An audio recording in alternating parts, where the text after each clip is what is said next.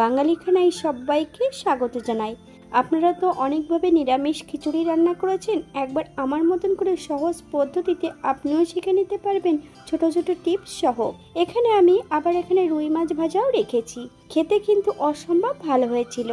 আপনি একবার রান্না করলে বারবার রান্না করবেন।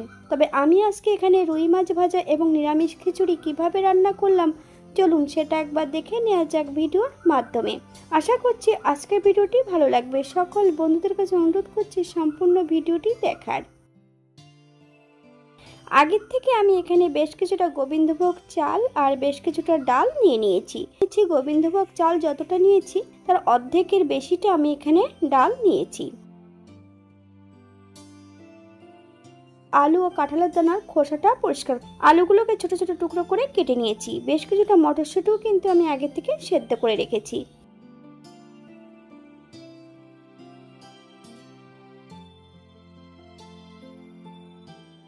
এখানে আমি 4 পিস রুই মাছ নিয়ে নিয়েছি। আপনারা ইলিশ মাছটাও ঠিক এমনভাবে ভেজে নিতে পারেন। স্বাদ মতন লবণ, হাফ চামচ হলুদ গুঁড়ো,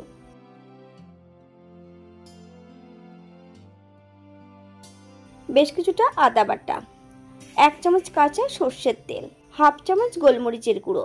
বেশ ভালো করে মাছগুলোকে ম্যারিনেট করে 10 থেকে 15 মিনিটের জন্য রেস্টে রেখে দিতে হবে।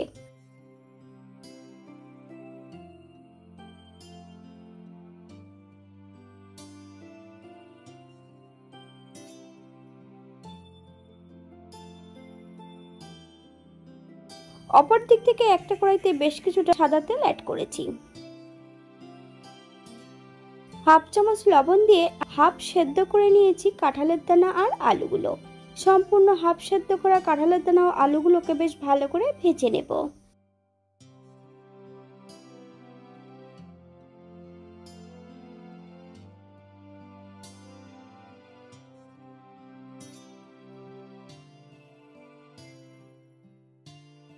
আলু ও কাঁঠালের দানা ভাজার মাঝপথে আমি সম্পূর্ণ চাল আর ডাল অ্যাড করে দেব।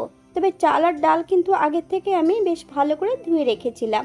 এইভাবে রান্না করলে ডাল আলাদা করে ভেজে নেওয়ার কোনো প্রয়োজন নেই। মিডিয়াম আঁচে বেশ ভালো করে ভেজে নিতে হবে। তবে চাল ডাল থেকে যতক্ষণ সুগন্ধ বেরোচ্ছে না ততক্ষণ বেশ ভালো করে ভেজে নেব।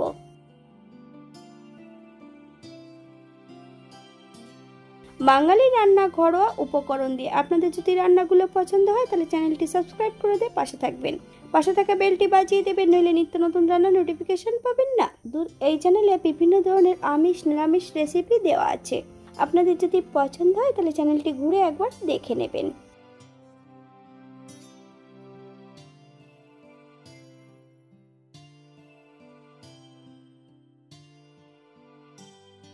এই পর্যায়ে আমি চাল ও ডাল বেশ সবজি দিয়ে ভালো করে ভেজে নিয়েছি। আগের থেকে আমি বেশ কিছুটা জল ফুটিয়ে রেখেছি। যতটা চাল অ্যাড করেছি তার দ্বিগুণ কিন্তু জল অ্যাড করতে হবে। আমি কিন্তু খিচুড়িটা একটু পাতলা রান্না করব।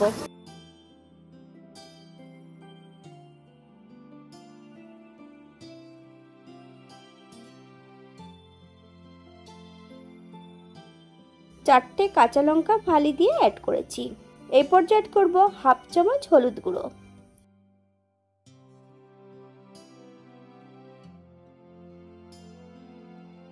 এই পর্যায়ে অ্যাড করব 1 চামচ লবণ। আপনার স্বাদ অনুসারে লবণটা অ্যাড করবেন। মিডিয়াম আঁচে বেশ কিছু সময় রান্না করে নেব, অথবা চাল এবং ডাল 90% যতক্ষণ সেদ্ধ না হচ্ছে ততক্ষণ রান্না করে নিতে হবে।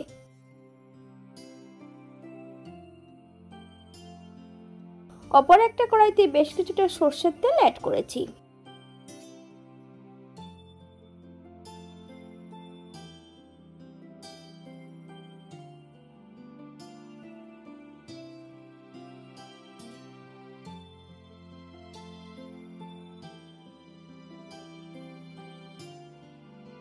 ফোড়নে রেখেছি সাদা জিরে, মৌরি, একটা শুকনো লঙ্কা। ফোড়ন থেকে সুগন্ধ বেরোলে ভাপিয়ে রাখা সম্পূর্ণ মটরশুঁটিগুলো অ্যাড করব।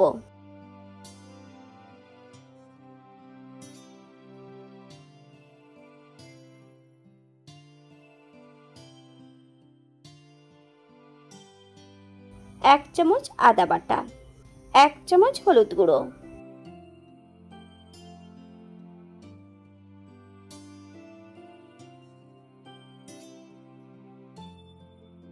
হাফ চামচ লবণ, আপনারা স্বাদ অনুসারে লবণটা অ্যাড করবেন। মিডিয়াম আঁচে বেশ ভালো করে ভেজে নিতে হবে, অথবা যতক্ষণ মশলা থেকে কাঁচা গন্ধ ছাড়ছে ততক্ষণ বেশ ভালো করে ভেজে নিতে হবে।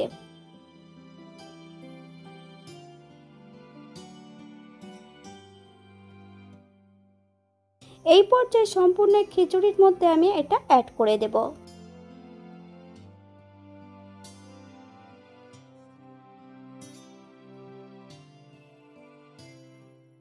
এক চামচ চিনি, আপনারা যদি পছন্দ করেন তাহলে পরিমাণে বাড়িয়ে দিতে পারেন।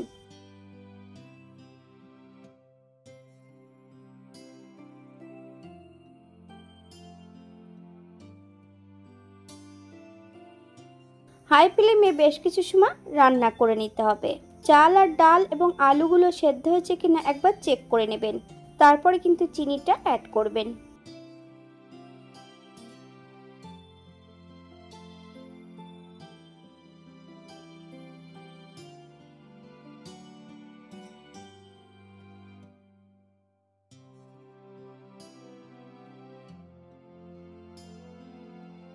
এই পর্যায়ে অ্যাড করব এক চামচ ঘি, আপনারা যদি পছন্দ করেন তাহলে পরিমাণে বাড়িয়ে দিতে পারেন।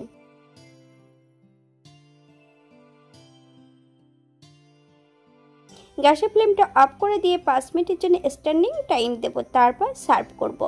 আমার কিন্তু এত বড় কড়াইয়ের ঢাকা নেই, তাই আমি এখানে কিন্তু ঢাকাটা অ্যাড করিনি, আপনারা ঢাকাটা দিয়ে নেবেন।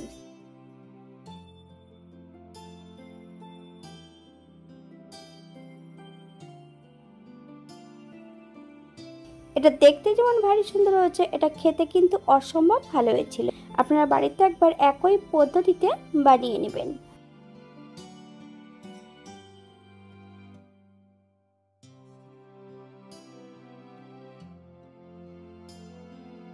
এখানে পেঁয়াজ রসুন অথবা অন্যান্য মশলা যদি পছন্দ করেন আপনারা অ্যাড করতে পারেন। যে কোনো নিরামিষের দিন ঠিক এমনভাবে আপনারা খিচুড়িটা তৈরি করে নিতে পারেন।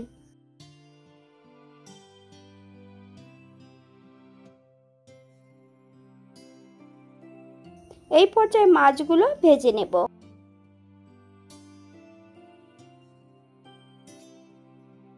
মাছ ভাজার জন্য একটা কড়াইতে বেশ কিছুটা সরষের তেল অ্যাড করেছি। তেল গরম হওয়া পর্যন্ত অপেক্ষা করতে হবে। হাফ চামচ লবণ অ্যাড করব।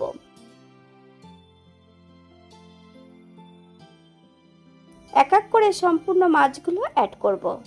মিডিয়াম আঁচে মাছগুলো বেশ ভালো করে ভেজে নিতে হবে।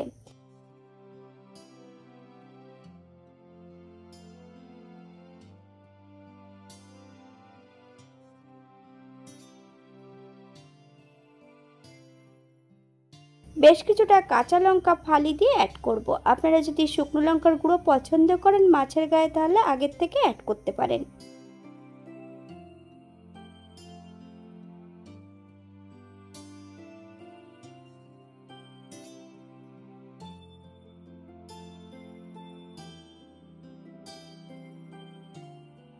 তবে আপনারা আপনাদের পছন্দ মতন মাছগুলো ভেজে নিতে পারেন।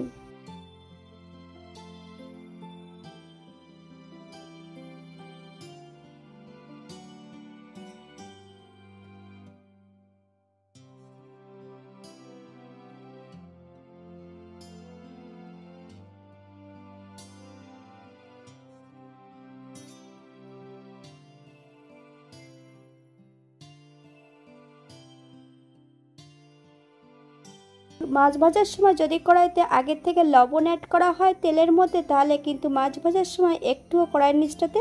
আজকের ভিডিওটি এই পর্যন্ত। সবাই সুস্থ থাকবেন, ভালো থাকবেন। অন্যদিন নতুন রেসিপি নিয়ে আপনাদের সামনে আবার আমি হাজির হব। নতুন ও পুরনো সকল বন্ধুদের অসংখ্য ধন্যবাদ ভিডিওটি দেখার জন্য। হাতে যদি সময় থাকে তাহলে একটা লাইক, কমেন্ট, শেয়ার করবেন।